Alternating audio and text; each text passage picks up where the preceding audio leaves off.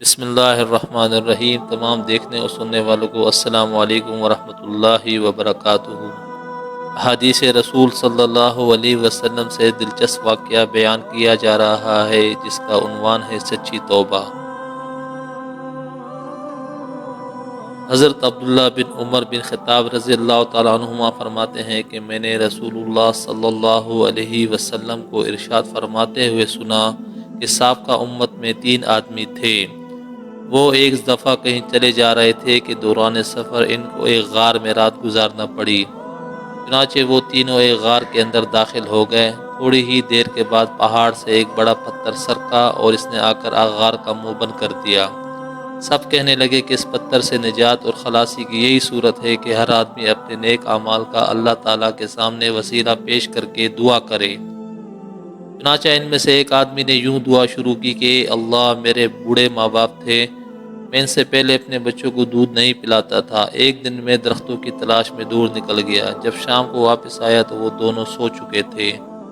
میں نے ان کے لیے رات کا دودھ دوہا۔ جب ان کی خدمت میں لے کر حاضر ہوا تو وہ سوئے ہوئے تھے۔ میں نے ان کو جگانا پسند نہیں کیا اور مجھے یہ بات بھی اچھی نہ لگی کہ ان سے پہلے اپنے بچوں کو دودھ پلاؤں۔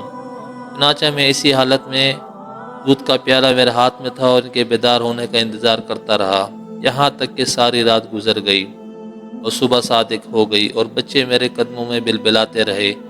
پھر وہ بیدار ہوئے تو انہوں نے دودھ نوش کیا۔ اے اللہ، اگر میں نے یہ کام تیری رضا جوئی کے لیے کیا تھا تو اس پتھر کی وجہ سے جس پریشانی میں ہم مبتلا ہیں اس کو دور کر دے۔ چنانچہ وہ پتھر تھوڑا سا ہٹ گیا کہ ابھی اس سے نکلنا مشکل تھا۔ پھر دوسرے آدمی نے یوں دعا کی کہ اے اللہ، میری ایک چچا زاد بہن تھی، وہ مجھے بہت پسند تھی۔ ایک روایت میں یہ الفاظ ہیں کہ میں اس سے اس قدر محبت کرتا تھا جس قدر کوئی مرد عورت سے محبت کرتا ہو، بلکہ اس سے بھی زیادہ۔ ایک دن میں نے اس سے برائی کا ارادہ کیا، وہ نہ مانی، حتیٰ کہ وہ قحط میں مبتلا ہوئی تو میرے پاس آئی۔ میں نے اس کو 120 دینار اس شرط پر دیے کہ وہ مجھے برائی کا موقع دے گی۔ وہ تیار ہو گئی، یہاں تک کہ جب میں نے اس پر قابو پا لیا۔ ایک روایت میں ہے کہ جب میں اس کی دونوں ٹانگوں کے درمیان مباشرت کے لیے بیٹھ گیا تو وہ کہنے لگی کہ خدا سے ڈرو، بس میں اس سے دور ہو گیا، حالانکہ وہ مجھے بہت زیادہ محبوب تھی اور جو سونا میں نے اس کو دیا تھا واپس نہیں لیا۔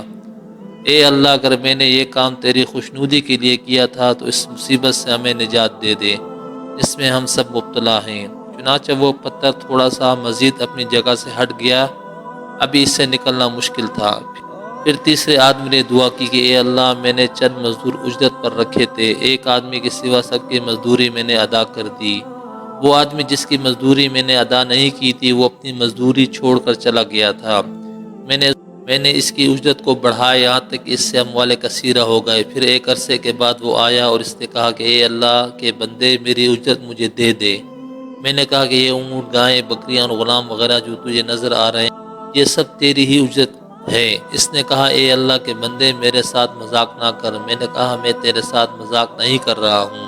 چنانچہ اس نے وہ سارا مال لیا اور سارے جانور ہانک کر لے گیا، کوئی چیز نہیں چھوڑی۔ اے اللہ، اگر میں نے یہ کام تیری رضا حاصل کرنے کے لیے کیا تھا تو ہمیں اس مصیبت سے چھٹکارا عطا فرما دے جس میں ہم سبھی مبتلا ہیں۔ چنانچہ وہ پتھر دور ہو گیا اور وہ تینوں اس غار سے نکل کر آگے کو روانہ ہو گئے۔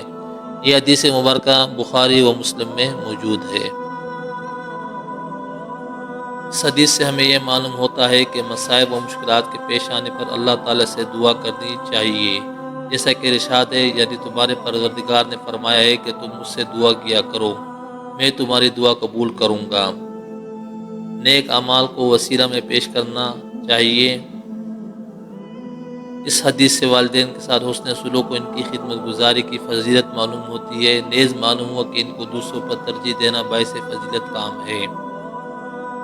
پاک دامنی اور غیر محرم عورتوں سے دور رہنے کی فضیلت معلوم ہوتی ہے۔ اس سے حسن معاملہ کی فضیلت معلوم ہوتی ہے اور اس سے معلوم ہوا کہ معاملات میں امانت کی ادائیگی اور فیض و سخاوت سے کام لینا بہت اچھا عمل ہے۔ مزید احادیث مبارکہ سے مستند واقعات کی ویڈیوز دیکھنے کے لیے ہمارے چینل کو سبسکرائب اور چینل پر موجود بیل بٹن کو دبائیں تاکہ نوٹیفیکیشن کے ذریعے ہماری ویڈیوز سب سے پہلے آپ کو پہنچے۔ السلام علیکم ورحمۃ اللہ وبرکاتہ۔